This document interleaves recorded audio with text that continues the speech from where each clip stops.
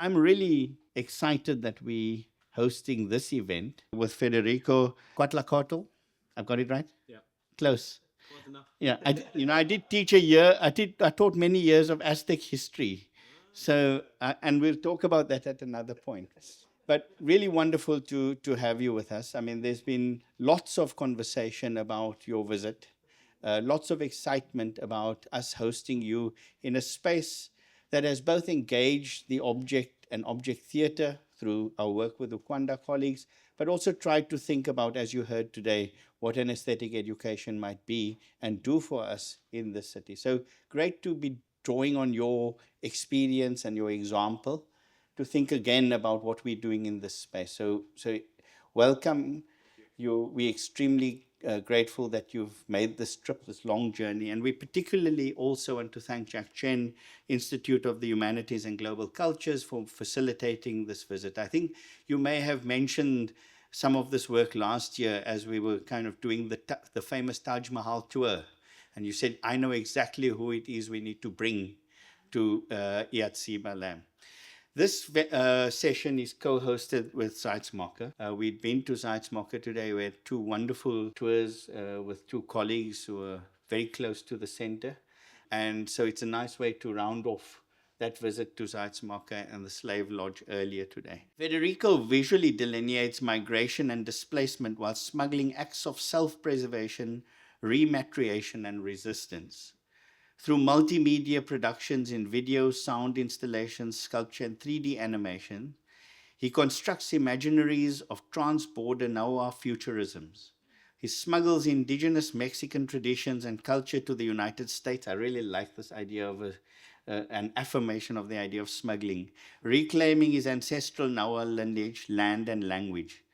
As a DACAmented member of the Nahua community, his work is concerned with the colonial marginalization and disenfranchisement faced by indigenous communities in Mexico, while being deeply rooted in challenging socio-political and economic relations between Mexico and the United States.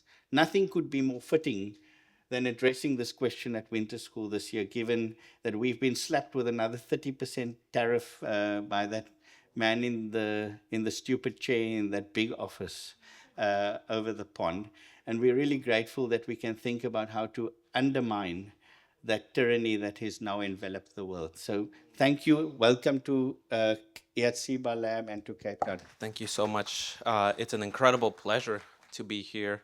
I want to start off by thanking and offering a big gesture of gratitude for all the staff and everyone involved to make it possible for all of us to be gathered here. It means a lot to me personally, and I know it means a lot for us collectively. And I also want to take a moment to honor, celebrate, and highlight those that came before us, particularly those from these lands that have guarded these territories, that have gotten to know the most intimate parts of these lands, and that continue to feed fire into protecting these lands, the dignity and liberties.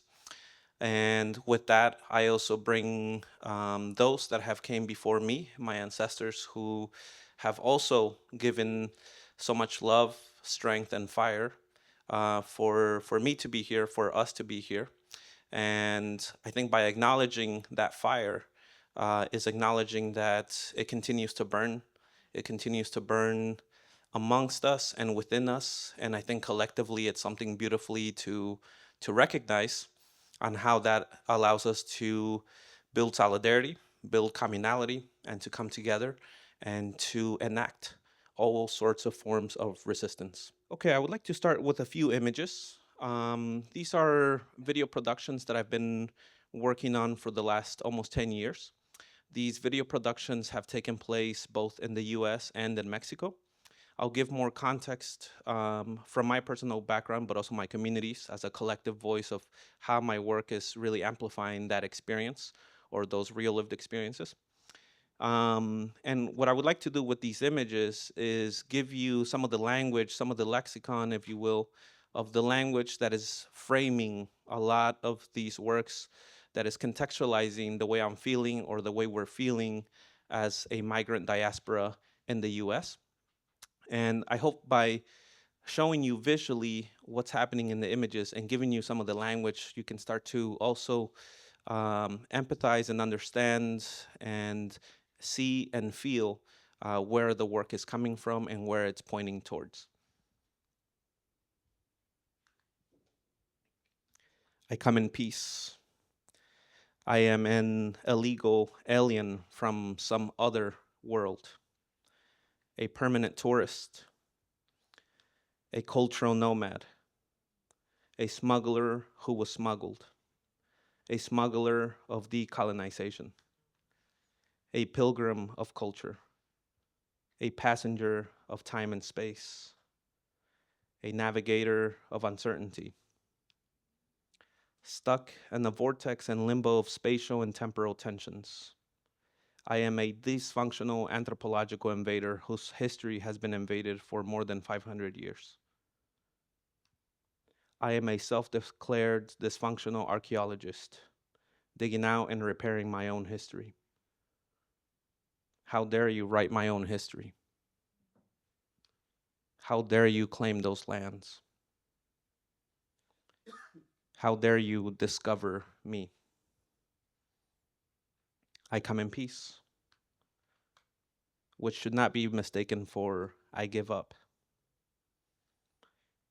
I don't give up because we are under a national emergency and facing a crisis of an invasion, a threat from a massive migratory caravan.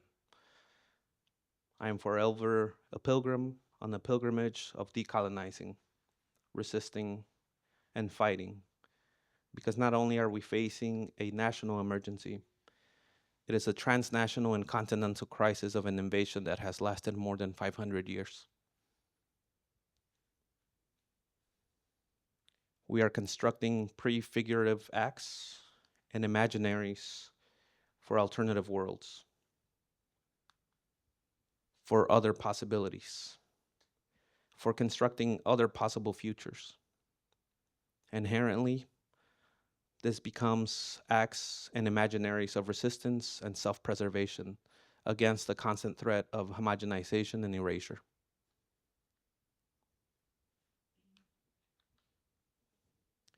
The aliens, they arrived in their nautical ships. Their knowledge is not compatible with our ecosystems. They came from the past. They didn't know they would arrive in the future. They still don't know. We were forced to self-displace due to their incompatibility in our world. We are interstellar Nahuales defying their borders. Our territories are in agony for witnessing our memory. We migrate to reclaim our territories. We are building interstellar resiliency. We help heal the traumas of our territories. We commemorate and embrace our sisters and brothers who lost their lives in this long journey. They wanted to bury us in the past. They didn't know that we embody the past, present, and future. We are the fire of eternity and immortality in time. The future is us. We belong to the future past. We are travelers of time and space. They wanted to bury us, but they didn't know we embody the soil of our lands. We are the roots that know the most intimate parts of our lands. We are the ashes of our tlequil. We are the resiliency of our corn and our beans. We are our seeds that bloom in the womb of our lands in the past, present, and future. We are a force, fire, and energy that continues to burn, resisting their invasion.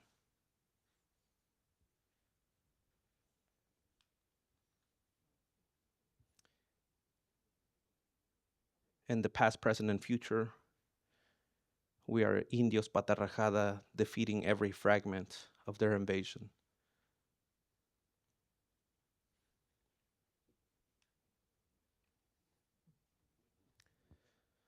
So these images have been over the years constructing this imaginary of what would it look like if we were to build our own sense of futurity. In a way, it's reclaiming this agency to hold our own imagination, our own construct of what that future might look like. A future that is defining borders already, a future that is um, looking at our past as our future.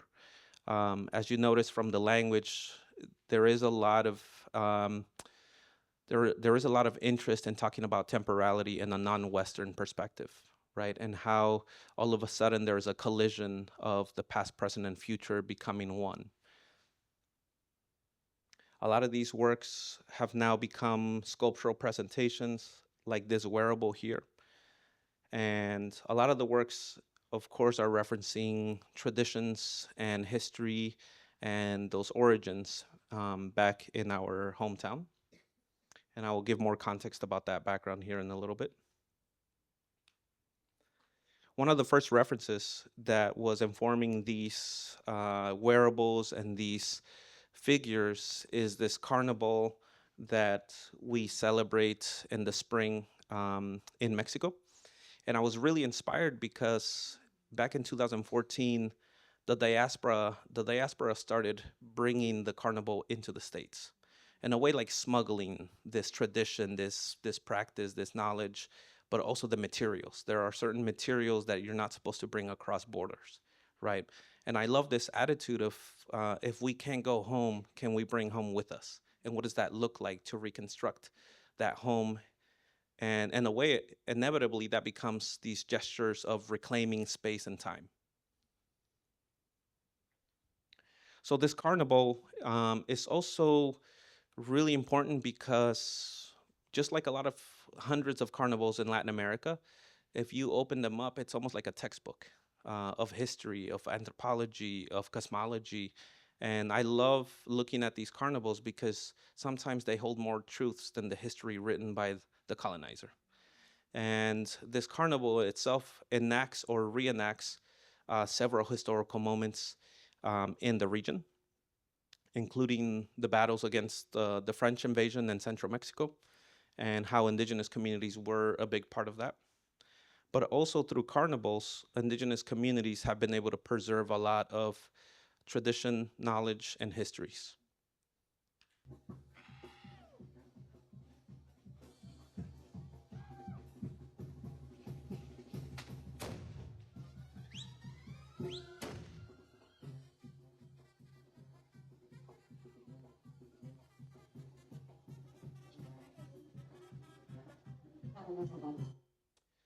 So what you saw was a small clip of part of the carnival is starts with going to different houses to bless the seeds for the new agricultural season. And you notice that music, dance, and noise becomes the elements for that ritual, right?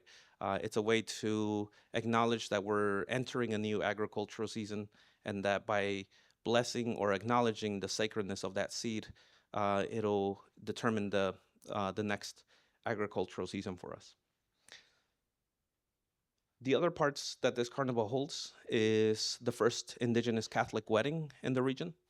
The carnival also is a gesture of mocking the colonizer. And I love this moment where you become the colonizer and as a way to preserve who you are, but also as a way to mock and become part of. And for me, I understand it as this like forced assimilation moment.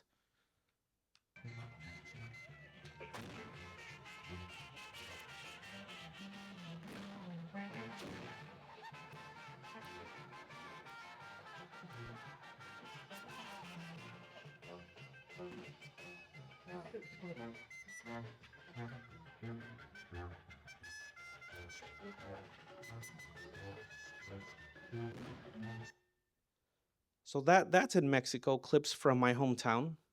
But if you can imagine that entire carnival being translated or imported into the States and taking over the streets and taking over space, it really becomes this inspirational moment to both visually and emotionally to see a community reclaim itself by bringing over these kinds of traditions across borders. The other reference point for these projects is the local cosmology of indigenous communities in central Mexico. Back in 2017, I met Don Antonio Analco, who you see here on the left. And through Don Antonio, I learned or I reconnected with the practice of timekeepers. A timekeeper in Central Mexico cosmology is somebody that has a connection to a local piece of the land. In this case, he is a timekeeper with the volcano. And for us, time means more than the clock. It means more of a climate, right? Or it means both. And how to mitigate or how to build a relationship with a force like a volcano. Because really what it becomes is that we are acknowledging that this volcano holds so much force over the communities that surround it, right? And one way, the volcano collects water through the snow that it collects on its peak and then distributes that for the new agricultural season. The other part of that is that the volcano has been throwing ashes over the lands for thousands of years. So because of that, the lands are very fertile, right? And the timekeeper knows this. The ancestors have known this. And so therefore, there are offerings 3 times a year in acknowledging that the volcano is this force that gives us life, but can also take our lives. In 2023, I was there. The volcano is always active, but in 2023, it was the most active since 1980s. And I felt this volcano vibrate my entire body because of the sonic waves that it was sending, right? And it's these moments that are very humbling, but you're also reminded of the force of this nature that can take that can take human life, but also it can give a lot to human life, right? And so, by getting to know Don Antonio, I wanted to reconnect with this practice that has survived, regardless of the more than 500 years of colonial presence from the Spanish in Mexico. And to me, I found that really inspiring that his family, and other timekeepers in the region have been able to preserve that knowledge and that practice.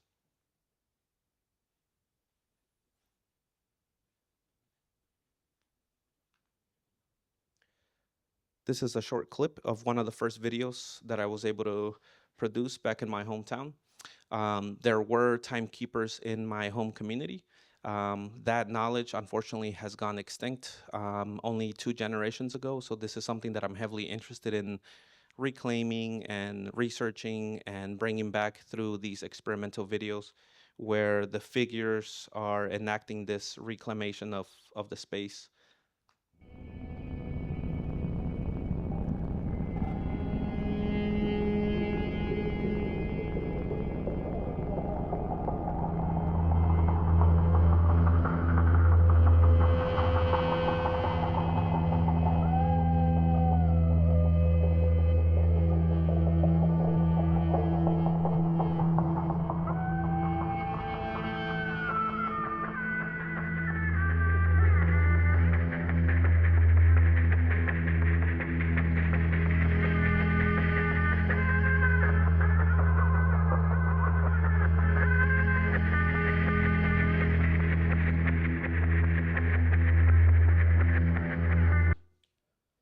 Okay, and this other one was filmed in 2020.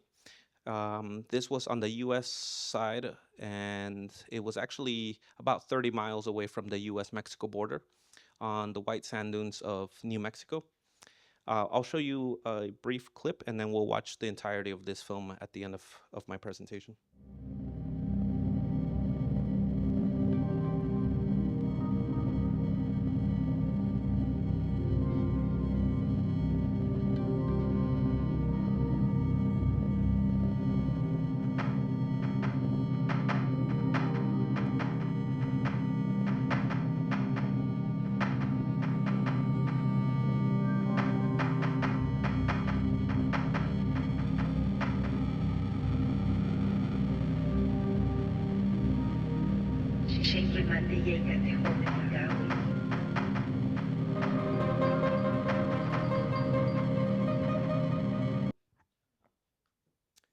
As I'm working with these productions, there is also a sculptural component that is accompanying these video installations. And especially as I'm thinking about all the families, all the diaspora that is bringing this carnival over into the US. This installation was back in 2017 in Virginia. And what I did was borrow the regalia from all the friends and family in the diaspora. And something that I'm always struggling as an artist is to resolve or problem solve seeking visibility, but at the same time, keeping the invisibility for people's safety, right? And there's this push and pull of maintaining that invisibility, but bring in as much visibility as I can to the collective narrative.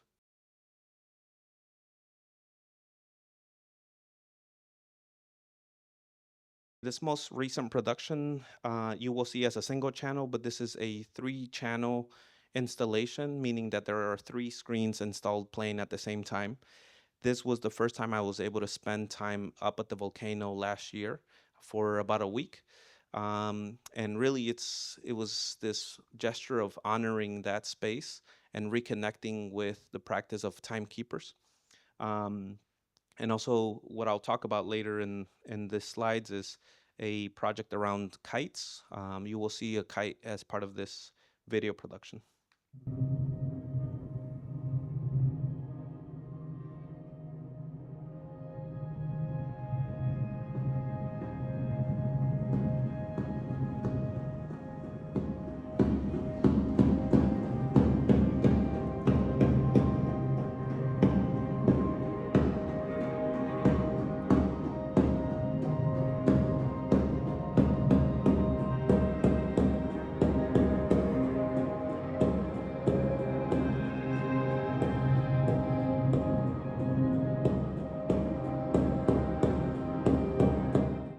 I have some slides to provide some historical context so you know what I'm talking about in terms of geography and where in Mexico.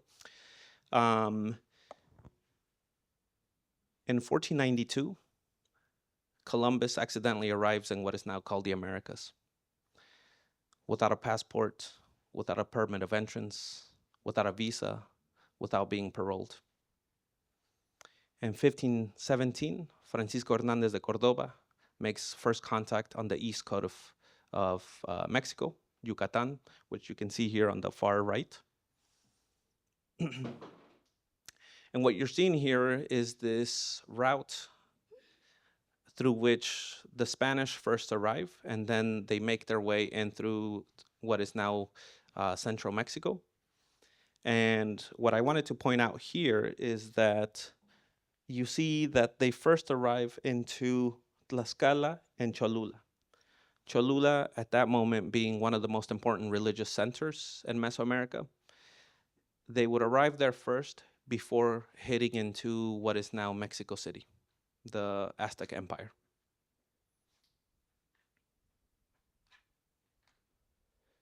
Because Cholula was one of the major religious centers in Mesoamerica, this became the first um, strategic point to take over. So we see one of the first massacres in the continent by the Spanish. Something that we just marked 500 years back in 2019. I was there in 2019, and there is still a lot of debate if it was a true moment in history, because at some point it was declared as a myth by local authorities. This really, what it points to is this issue of who's controlling that narrative or who is constructing that history and how are they constructing it or how has it been constructed over um, these past 500 years. What followed this massacre is what often is called the other conquest. The more difficult part of a conquest that we've seen in Mexico is how do you convert a civilization's belief system into your own, right? Um, Mexico's major religion is Catholicism. And really, what happened is it started in 1571, and it was almost 200 years of the Holy Spanish Inquisition. And what this meant was that any kind of violent way of imposing Catholicism onto indigenous communities was being imposed nationally, right? So tortures, lynchings, killings through every corner of Mexico. So if you go to any indigenous communities, they haven't been able to, they weren't able to escape that. What you see now is what they call a synchronous religion, as some scholars call it, where you see a mixture of both coming together. What followed also in 1523 is this phenomena called aperramiento, where a lot of the noble priests from Cholula and Mexico City were publicly mutilated by dogs to begin this moment of an aggressive imposition of a new religion. Cholula holds the largest pyramid in the world if measured by volume, and as you can see, what happened here after those almost 200 years of the Holy Inquisition, a Catholic church was built on top of this pyramid, which now this church is what dictates the everyday religious activities of this region. Cholula being my hometown, um, it always felt like we were literally digging our own history. These two images I wanted to share with you because the one on the upper left is my grandma's garden, and behind us there is their circular rock that we also find in the same image on the bottom right, which is the local elementary school. These are circular rocks, Mesoamerican rocks, used for the ball game in central Mexico. These are the kinds of rocks that you would find at the Met Museum or other archaeological museums abroad. So you can imagine that we were always finding archaeological artifacts in our own fields, in our own homes, so therefore, for me to adopt this way of digging through our own history becomes both literal, metaphorical, and artistic.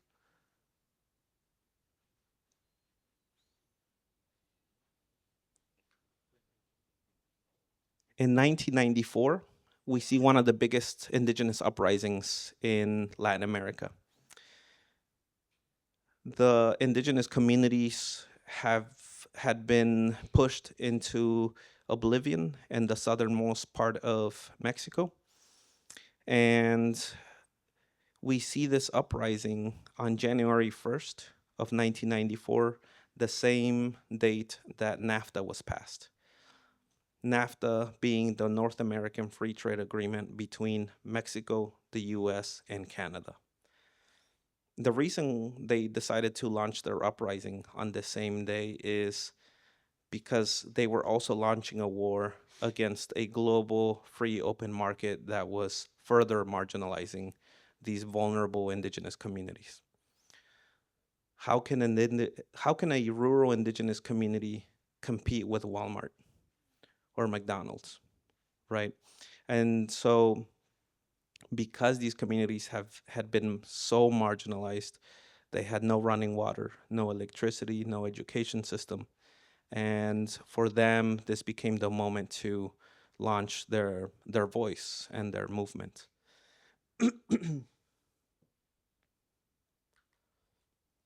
That same year, in 1994, my dad was forced to self-displace. So my mom, my brother, and I stayed behind. A year later, in 1995, my mom leaves to the US. We wouldn't see them for the next 5 years or so.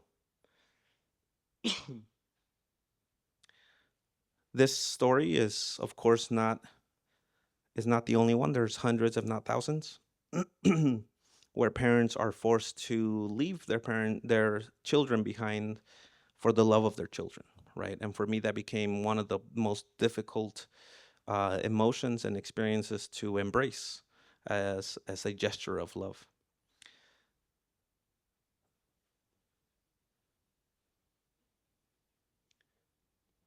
I didn't return back to Mexico until 2016.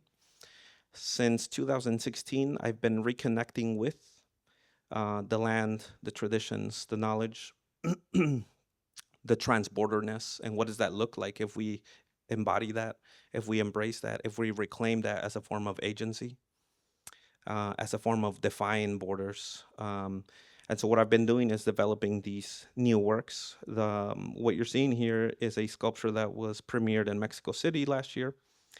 And this piece is talking about the matriarchal system in place that has allowed a lot of knowledge and traditions to survive these past 500 years. What you're seeing at the top of this sculpture is a ceramic pot. These ceramic pots are passed on through generations. And to me, this really symbolizes the recipes, the knowledge, the love, the matriarchal power that remains there and has allowed these systems to survive.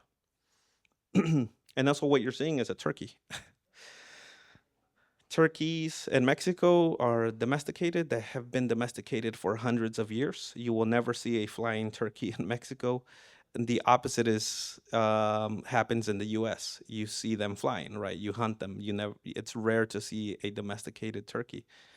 And so for us, the turkey symbolizes abundance, gratitude, exchange, solidarity, celebration, community, etc. And so for me, it was really important to build something that symbolized that resilience of how traditions and knowledge has been able to survive and be passed on. At the same time, there's these other elements like a machete and slingshots. These seen traditionally as tools, right? A machete to work the fields, a slingshot to hunt, but also these become weapons, right? I have been really interested in the past few years on how culture can become an empowerment or can become weaponized as a way of building agency for self-preservation.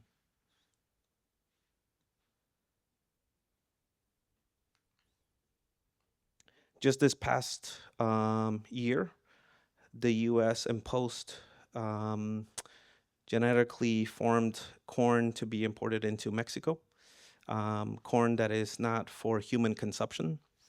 At the same time, as I was building these projects, I was talking to my auntie about this issue, right? The big concern for a lot of indigenous communities is how to protect these seeds that we've had for generations, right? And how to protect them against corporations that keep imposing themselves into Mexico.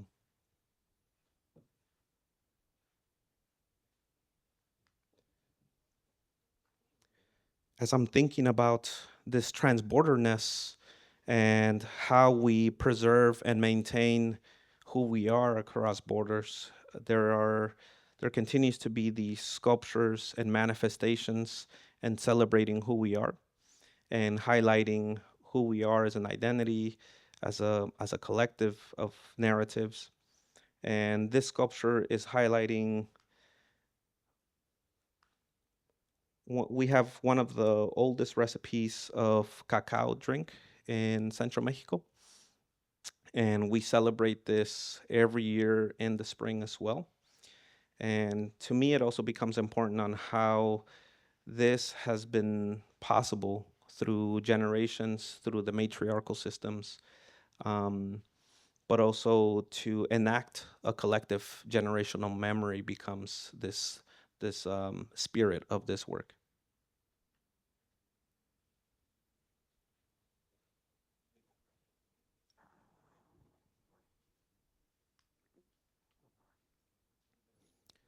Part of the cosmology for the community is to believe in shapeshifters as a form of connecting with interspecies, with other species, and how do we understand ourselves by understanding other species around us, right? And for us, this becomes a way of understanding ourselves spiritually, emotionally, mentally, and physically, understanding ourselves in that space, right? And so I started incorporating these shapeshifters more as an experimental manifestation of what would these shapeshifters look like in the future once they have defied those borders and are thriving. And here you see a coyote also as a symbolic species that crosses borders, right? The people that help migrants cross the border into the US are called coyotes. All right, so this becomes this symbolic moment to highlight the people that help others migrate.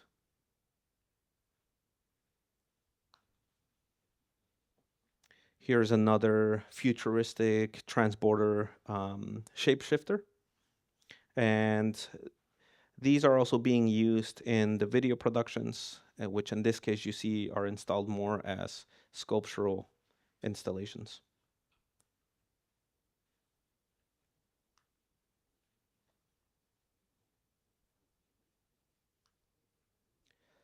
Something else that I've been doing is highlighting other ancestral practices that have survived in the community.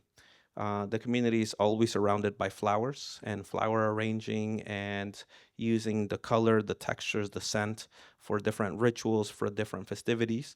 And there are certain elders in the community who have held this kind of practice and knowledge, and that is now also being taken into the US.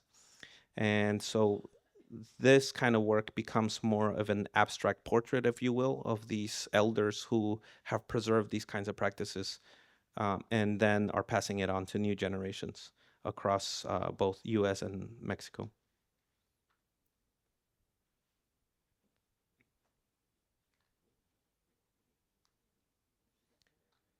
In 2021, I relocated to my community to live there for about half a year. I'd never lived there as an adult for that long. And really, what came out of that was this love letter by highlighting the most intimate moments throughout the rituals and the celebrations and the gatherings happening as I was there. So all of this shot was shot with my cell phone, and what you're seeing are still shots from some of those moments where I'm thinking about all of the different components coming together that for me kind of signify or start rendering a more decolonial moment for the community. Somebody said that looks like flowers. You guys know what this is? Yeah. Another part of this film that is all in color is this image, which to me is really powerful. No, this says a lot all in one image. The fact that part of the carnival still insists on mocking the white colonizer says a lot, right? Puebla, my home state, is one of the most classist and racist states in Mexico. The reason for that is because there still remains a hierarchical racial power system in place, because that is one of the first cities that was built when the Spanish arrived, right? To see this is, for me, a gesture of resistance, right? To me, this points that there are still issues in place, right? But to me, this also is a form um, of resilience, right? That we're still gonna have fun, we're still gonna celebrate, and we're still gonna be a part of this place by enacting these kinds of um, gestures. Okay, just a heads up that the next image has some neo-Nazis. As I'm thinking about racism and these issues heavily being embedded in Mexico, of course, this is happening in the US as well. In 2017, I relocated to Charlottesville, Virginia, the University of Virginia, to start my new job as a professor there. That same Friday that I was driving to Charlottesville, the neo-Nazi rally was happening. As a community, we went into a crisis of how do we talk about these issues? How do we confront these issues? As an immigrant, as an artist, as a professor there, these were questions that were really haunting me. I was desperately looking for ways to respond to that. And what followed was a project where I was looking at the tiki torches they were using And I was looking them at these as more as material for other possibilities. And what I started doing is deconstructing the tiki torches to build traditional Mexican kites, or at least what I remembered as a kid doing with the similar material. And it just became this kind of instinctual moment to create other possibilities out of this material, to reclaim this material, this object into something else, right? And I started building these kites, and I started sharing that with the community through these simple instructions. This is how you make a kite out of a tiki torch. Through this, what followed was workshops, presentations, and exhibitions. And really, what started happening is the project started carrying this spirit of resistance, of activism, of communality, of building the symbols of anti-racism. So this was at the Museum of Art and History in Santa Cruz. And then I just became more obsessed with kites. And it led to a multi-year project of research, trial and error, and really kind of just embracing this project to evolve. Through the research, through the time I was working on this project, I saw these other moments in the world where kites were being used as a tool, literally as a weapon, as cultural manifestations.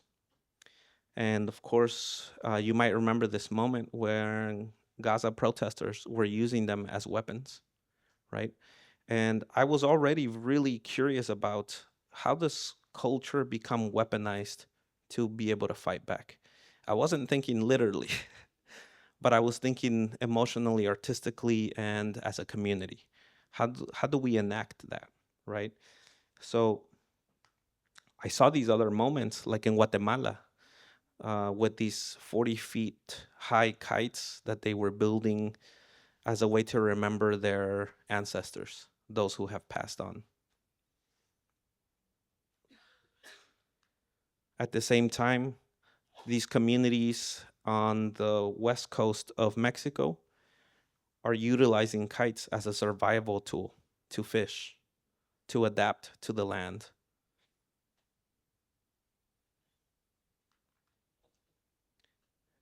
One of our most beloved artists in Mexico, Francisco Toledo, using kites to remember and protest and bring awareness to the 43 indigenous students that were killed and disappeared. And so I just became really fascinated by the various ways that culture enacts agency, enacts resistance, enacts this survival tactics. At the same time, I started working with a kite maker in my home state, Pedro Cuacuas, who you see here in the center. That is one single kite that they are holding, and it actually flies. And when I saw this, I saw a sense of futurism. I saw cultural engineering. I saw this beautiful celebration of knowledge and culture being amplified. And my first thought was, how can I smuggle that into the US? So I did. I started working with Pedro Cuacuas since 2018 and really learning from his techniques and a lot of these different models that he had been developing. And I started smuggling the material that he was making these kites out of. It's a very particular material that you find in the hills of Puebla. It's a natural straw that needs to be light enough but strong enough to fly and hold together, right? At the same time, I was really interested in the materiality and the form and what these kites could start symbolize. And so I started using emergency thermal blankets to wrap them in. Emergency thermal blankets, which are handed out at immigration detention centers. This was happening at the same time as children were being separated from their families and put into cages. And so for me, this project became a broader gesture of fighting, of bringing together community to fly and make kites in the spirit of resistance and the spirit of peacefully protesting. But at the same time, these kites became these tools for anti-racism gatherings. For one of the exhibitions, we collected love letters and donated items for the nearest detention center that was holding these kids only 30 minutes away from Charlottesville, which oftentimes in the US we think about these immigration issues only happening at the border, right? But we never think about how it actually affects our communities that we are living in.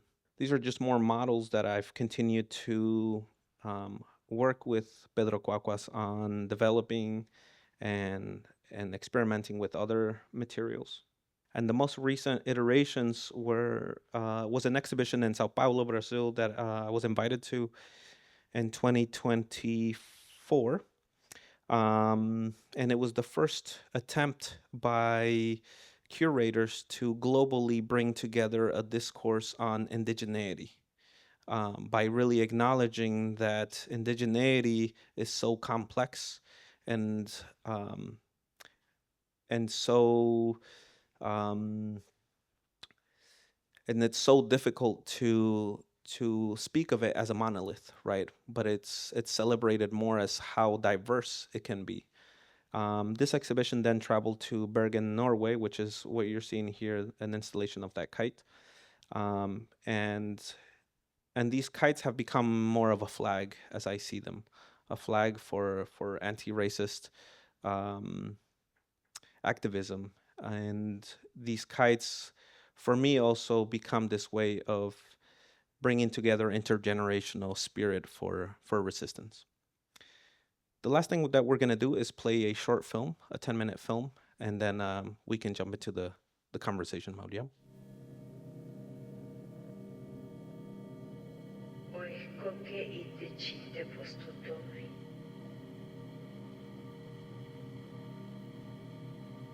Inemilis amo kikaskamate tocham nemilis.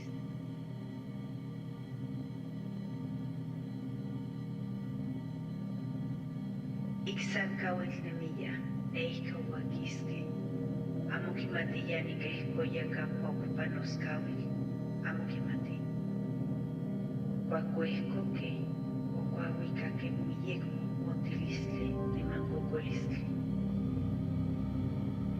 Otitlalcaque y papayehuame amo huelquetitzcascamanque. Y atlapixques, tinahualme, emutetepantish camantes teldice. Yehuitlaltipactle, acocoa papaquitoa. Huelequita tu huehuilamiquilis.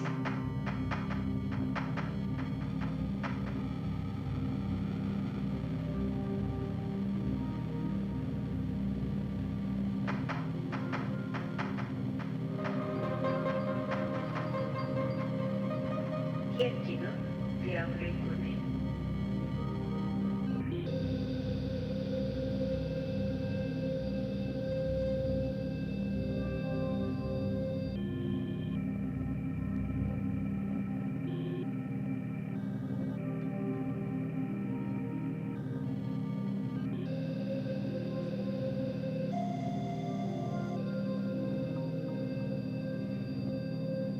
Tikeklaltoque, el huicacotilisle. Toesio quiñolicha yehuitlani. Tiquimingüenchiva aquinocolomikilque itechojtle. Tiquinilnamique aquinome oquinmictique itechojtle.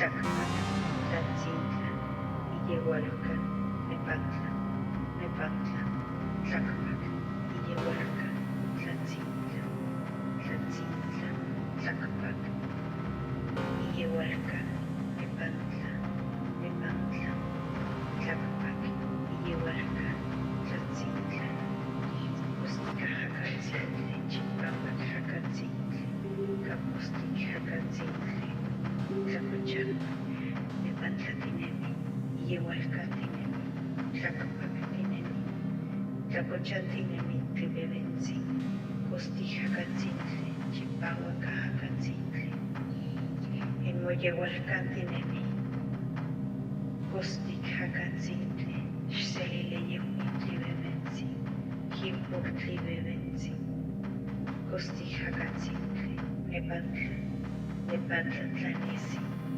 Nepantla Tinemi, Itic Tlahli, Jim Tlahli Cantlejotes Yolicha, Quillolicha Yesu Tocniwan, Tocniwan Tetziolicha,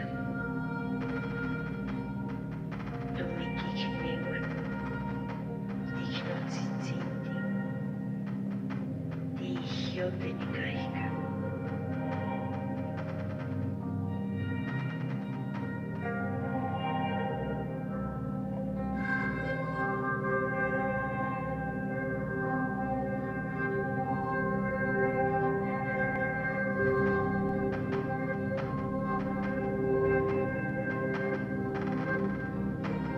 Puentes tocaste quique, y no se huecacaui. Shikimatiya, y canto, tonacayo, yoliche, pamo, checao. Tlapa, tlatzintla, amipatla. Ehuapeti, huicac, amucaman, temiquisque, y canochipanicantinem. Ehuapeti, yolichacaut, icaut, ipatlane, itechcaut, ipanilhuicac.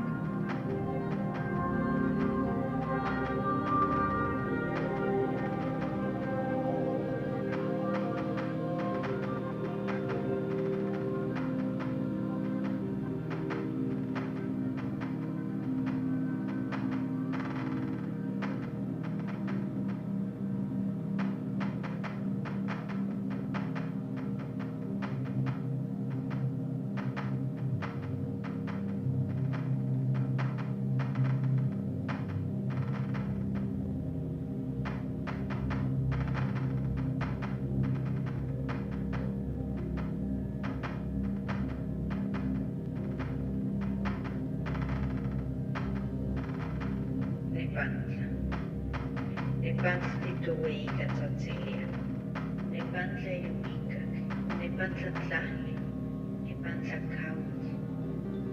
Xitzintla nenmehuametinem, Xmupan nenmehuametinem, Xelmocuitlapantinemi, Xelmonacastlatinemi, Tineme Nepantla. Nepantla titueica tzotzilia, Nepantla yumicac, Nepantla tlahli, Nepantla caut. Tejometicauit, Ninototia pampareno benchim, Ninototia nemacomoni, Ticomone, Nepantla titlacomoni, Nepantla tinemi, Nepantla nesi.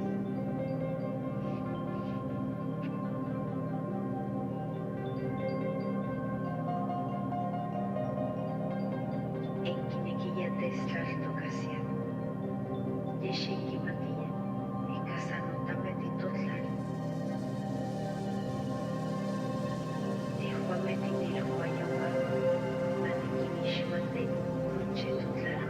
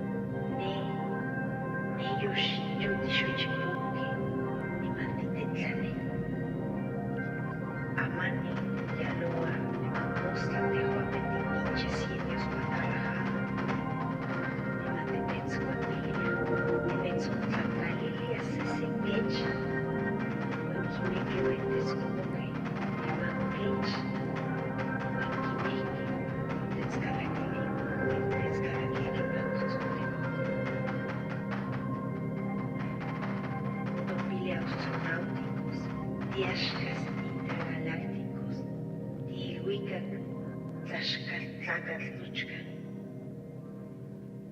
Xochipitzaua pisitlalcuello, Aquinon amo kikaki motetempati, motetepati xtetztechtisi, Tehuami titepatle.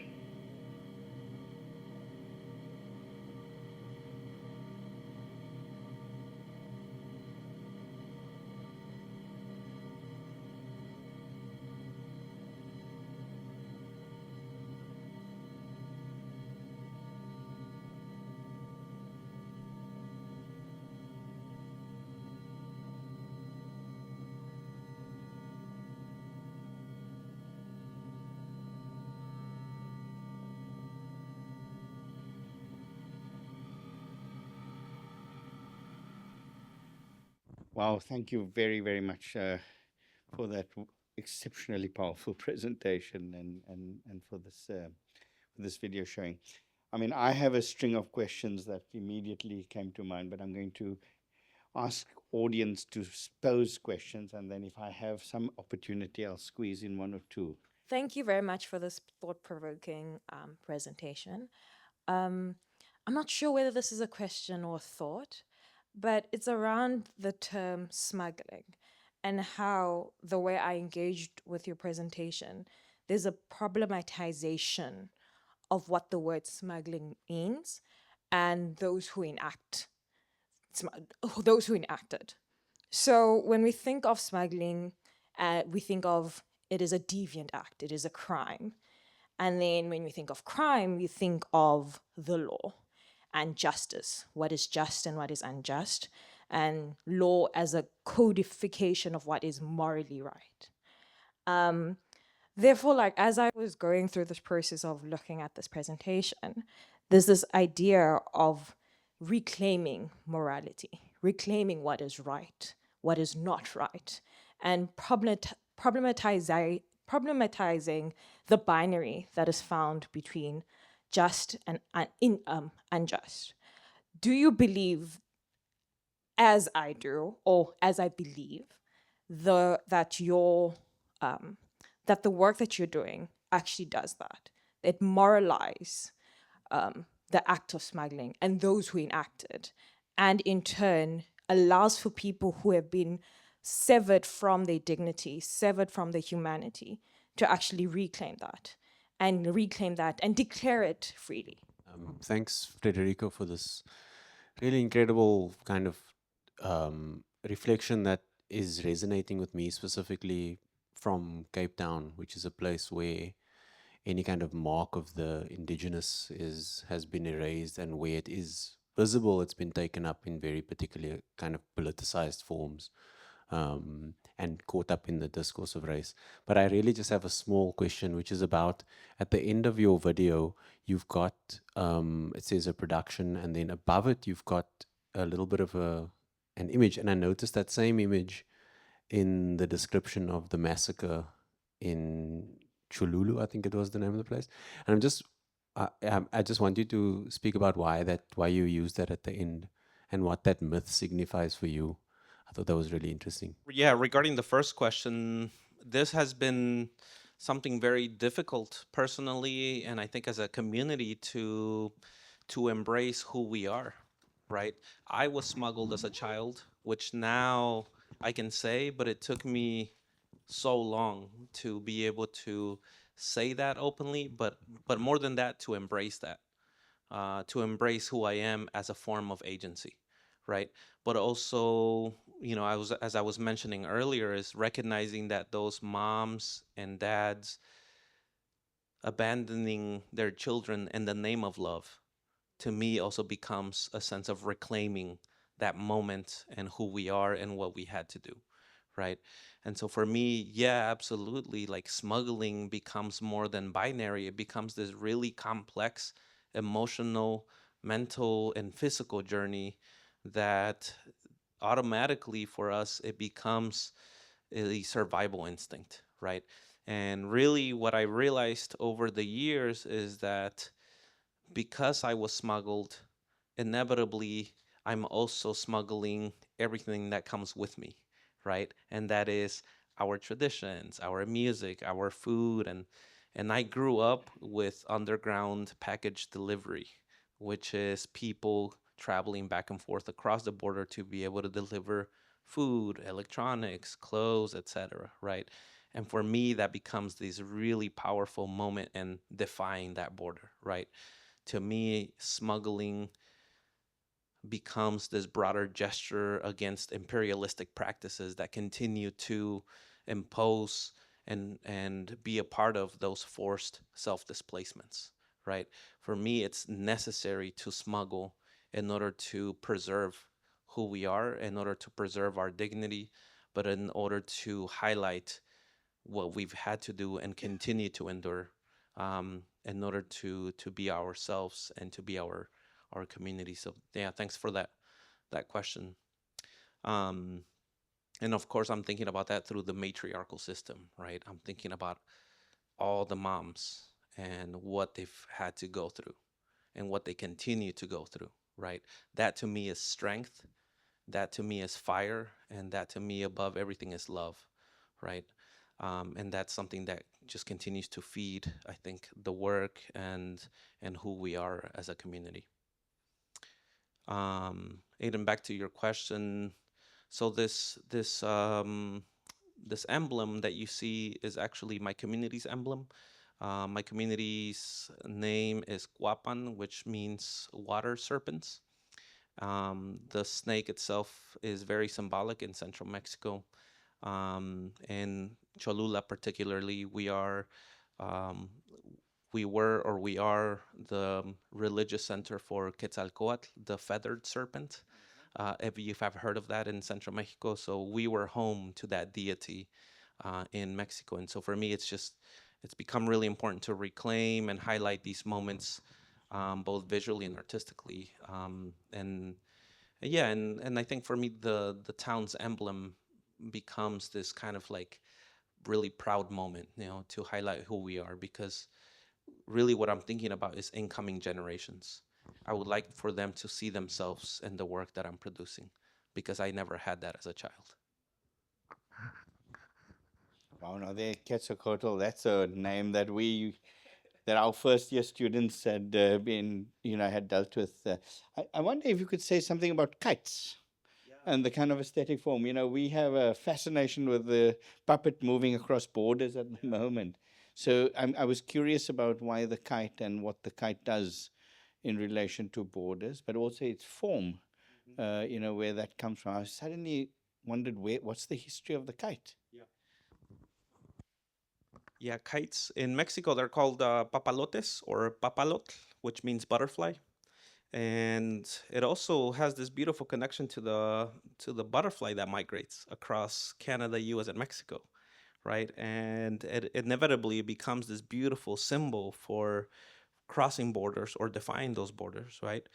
And as I was mentioning, for me, working with the kites was this instinct to reach back into my childhood and reclaim those moments, but to share that with community, right? To see kids building and making kites with their parents, and the spirit of resistance and the spirit of peacefully protesting, right?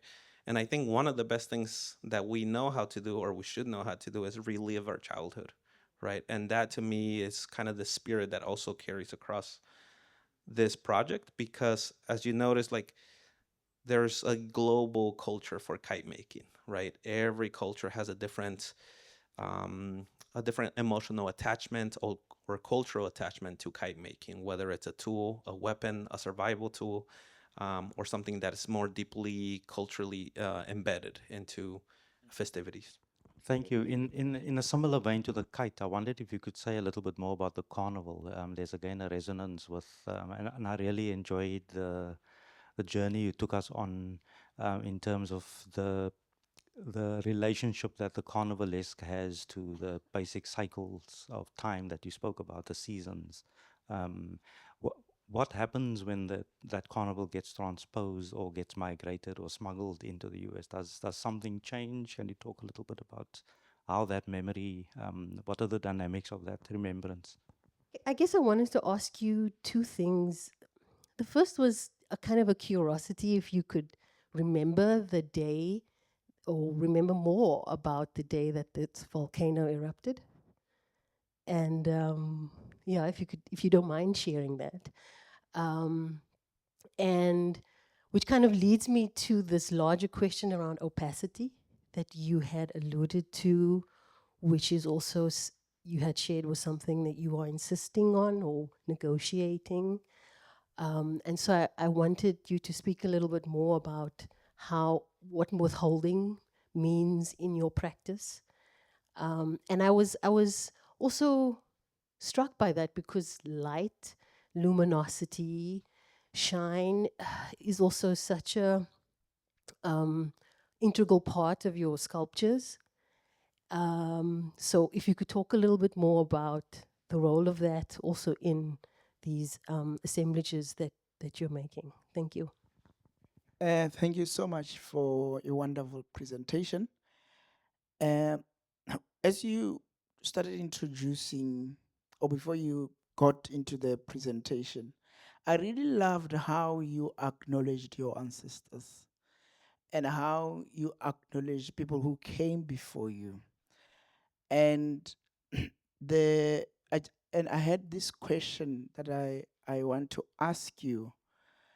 Uh, in the Bapedi people, I descend from Bapedi. I am Mupedi, is one of the nations here in South Africa.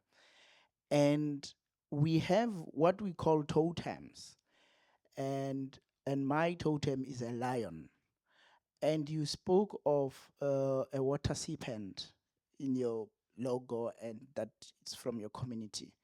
Then I wonder if you do have praise poetry or clan praise poetry, because if you do, for example, it would be interesting to hear yourself paying homage through that family recitation of who you are.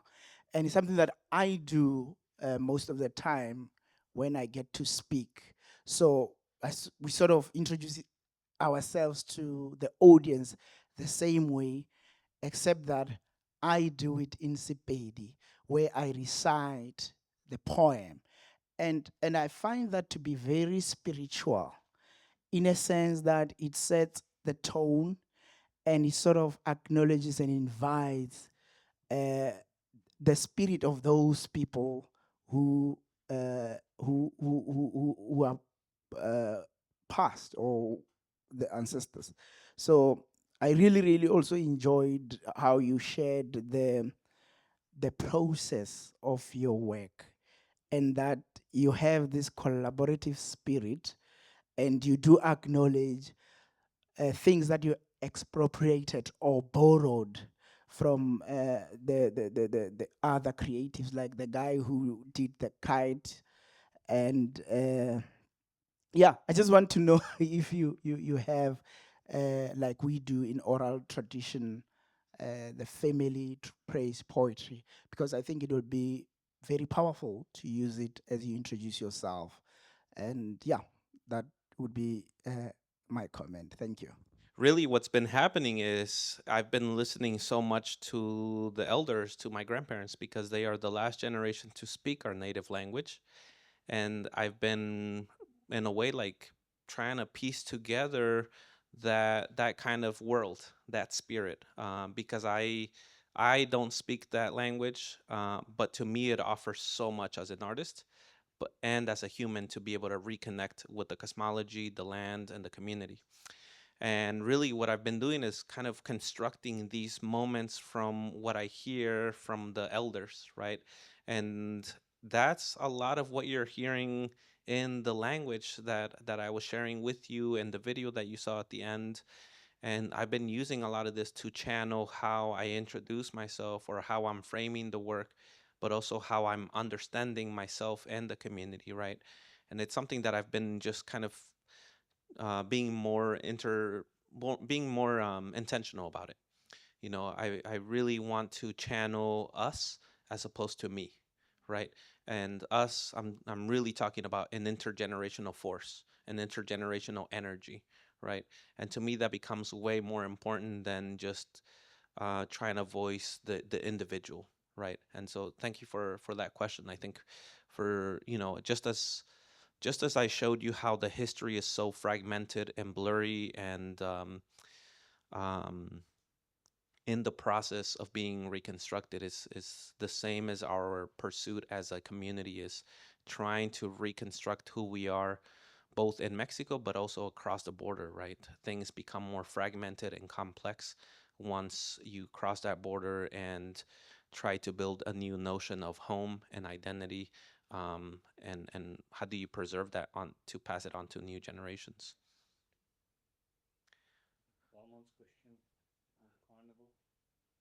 Yes, that leads to that first question. It's been really fascinating to see the carnival be smuggled into the U.S. It's been inspirational. It's been, of course, this other energy that feeds my practice. And more than anything, it's like this force that inevitably becomes an intergenerational energy that moves across, right? All of a sudden, we start seeing US born kids celebrating and taking part of and enacting and learning, right? And that also makes them more curious to travel back to the home community in Mexico. But at the same time, if you can imagine this carnival take over the streets in the US, it is enacting this visibility and invisibility. How do you become as visible as possible and celebrate who you are while remaining silent about your legal status? To me, that's really powerful. At the same time as there's always these legal issues of what can you bring into the country across the border, right? There's been a lot of issues with bringing those fake rifles. Those rifles are they're only operating on gunpowder, so they don't actually have bullets. But that sound component becomes a really important part of the celebration, and so there's been some tricks on how to bring that across borders. And so yeah, I'm always paying attention to these moments as I am uh, s- as I'm with the diaspora, and I'm always using these moments to kind of inspire other artistic ways through which I can also enact that kind of smuggling, if you will, right? What about Candice's question? This So you were asking about these opacities too, and working with invisibilities and visibilities and the lighting situation. And I mean, for me, what it becomes is this instinct to create dreamlike visuals and moments. Why? Because that allows us to imagine other possibilities, and through these multiple visual factors, I'm able to kind of construct that on how I'm feeling that, or how collectively that may allow us to think about other possible futures, right? And the lighting situation, of course, becomes this strong element and building this kind of dreamlike, utopic, non-monolithic future, right? All of a sudden, this future looks very different, which it should, right? All of a sudden, this future looks very specific to what that community's cosmology and origins are, right? And that's exactly what I'm trying to do with all the different components: the sound, the lighting, the regalia, the landscapes, right?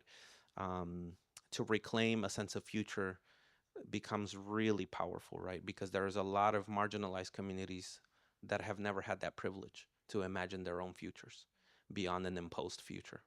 In the beginning of your presentation, you spoke about showing off your culture, for lack of a better word, and not showing too much, right?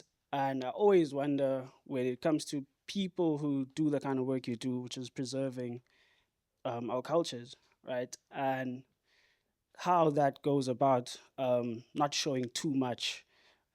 Because I remember I'm Xhosa, which is one of the indigenous tribes in South Africa, right? A movie came out that showed what we practice in initiation school, which is something that's private, and shouldn't. Ingleba, yeah, the movie is called Ingleba.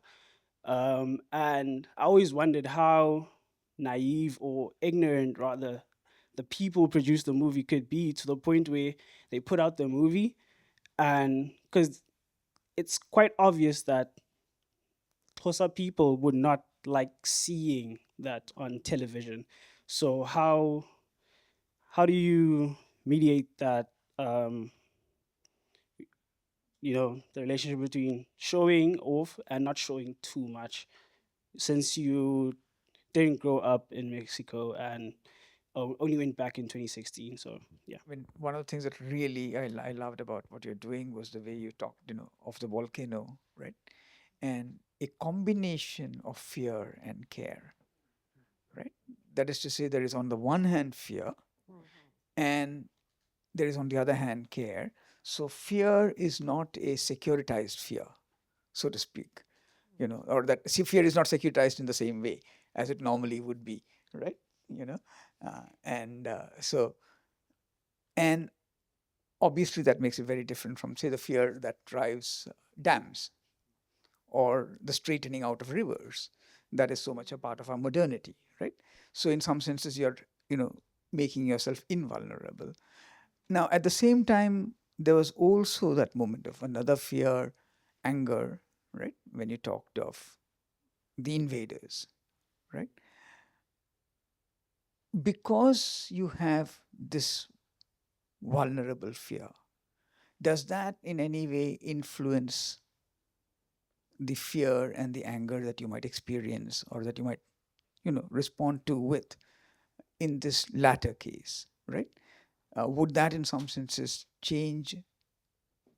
I mean, so what I'm saying is, I suppose the question I'm asking is, how is the second fear different from or related to, on the one hand, securitized fear, and on the other hand, the fear of the volcano, the fear and love of the volcano? I'm interested in where you start the narrative of resistance. Does it matter that one should, because you invoke the Aztecs, and I was thinking about the kind of magical realist ways in which the collapse of the Aztec Empire gets produced again and again. And then the kind of revolutions of the 1900s, particularly, I was thinking about the Milagro Beanfield Wars and the revolutions, the 1910 revolution in Mexico. So does it matter where one starts the story of resistance in how one configures the kind of image of what is being resisted?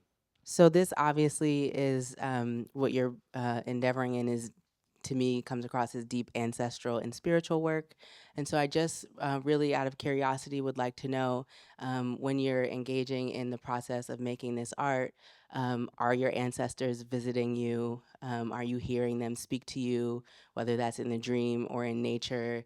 And not just your ancestors, are the spirits of the volcano visiting you, or spirits of the feathered serpent visiting you, and are they helping to shape what the end product is? Just very curious about that. I was particularly interested in how you sort of centered politics of like sort of refusal, belonging, and sacredness all at once. And like when you spoke about also, bringing visibility while also like thinking also being invisible in certain ways. There's a line in the video that kept coming up, and it came up earlier in the presentation, came up again, that I sort of stuck in my mind, and I wanted to kind of reiterate it to myself, and that they didn't know that we embody the past, present, and future, and like the importance of that, and like perhaps I don't know if it's a question or rather sort of to, yeah, an appreciation only of it, but I wanted to ask on how you perhaps deal with how do you navigate methodologically in like looking at a history of this of your community, of your people, in a way that like transcends sort of like reality, or like, and even maybe perhaps even using history in itself might be limiting even in this question, but like how do you sort of navigate that sort of like yeah, how do you deal with like writing a history that isn't just that transcends what we're sort of like confined to in terms of reality, and like the importance of bringing out that work? My question's about the futurist practice and the timekeeping practice, and how that relates to place, and what is the scope of space when we think about the effect of indigenous spirituality on time, and how does that relate to the multiple ways of time that we are moving in as different indigenous peoples, despite and in conjunction with the dominating time. My question actually fits quite nicely with Sarah's question, which was a question of futurity and the practice of stitching together. So it's a remembering and a repetition, and in that process, an invention. And I was wondering what that work of invention does in terms of making different futures possible, which is a phrase I think that you used in your presentation as well. It made me think of people like Aimé Césaire, who, with his poetry, works with Creole languages and with French, and creates what he calls miraculating weapons that are lodged in a system to explode a system to make a new future possible. So I was just wondering to think about that. Thanks all for these amazing questions. I think for me, this is like the most important part of an artistic practice, is to ask questions, to ask really critical questions that challenge all of us, but then how those questions can help us generate more questions collectively, right? And to me, that's the healthiest kind of conversation, is to be guided by these questions. Going back to the first question that was asked, this, every time I have a conversation with other artists that are from an indigenous community, this is a big factor on how to honor and preserve and respect sacred practices, and what we do as artists to kind of push the inquiries, the boundaries, and the critical discourse. That it's challenging. It's always challenging, and in my case, I have been learning the protocols of the community festivities and gatherings and rituals. And by tuning into that, I'm able to kind of maneuver better on how to do that, while still being able to highlight what is sacred to us, right? Without imposing or in a way making anyone upset. So I see it more as an artistic challenge, right? Is that I do want to be able to highlight who we are as a community and what is sacred to us, in a way that is respectful of those protocols. And that's why for me it becomes really important to frame or construct everything under this experimentation parameters, right? Where things become framed more as the imaginary, the construct, the possibilities, right? And so for me, this kind of playful and experimentation approach becomes way more useful than trying to represent the actual sacredness of things, because it gives me more room to push, explore, and ask, right? The other question, regarding fear, it's a great question. I was thinking a lot about how channeling fear becomes this kind of survival instinct. Of course, I'm thinking about this moment where a person or a family decides to cross that border, even though you know that you might lose your life on that journey, you're still doing it, right? And for me, that becomes this really powerful moment of embracing that fear, right?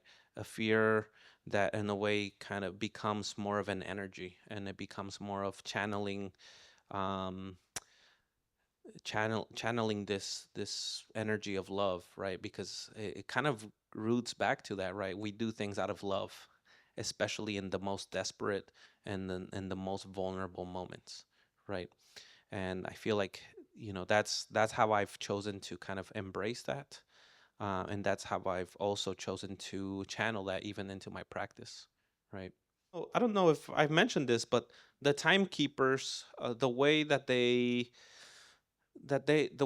enact these kinds of practices, rituals, and knowledge is through dreams, and that's something that, after meeting Don Antonio Analco, the timekeeper for the volcano, that's something that really inspired me, and then I lost a dear brother also, and that really allowed me to tune into more to dreams, and that has been a really strong component of also um, allowing that to guide me, right?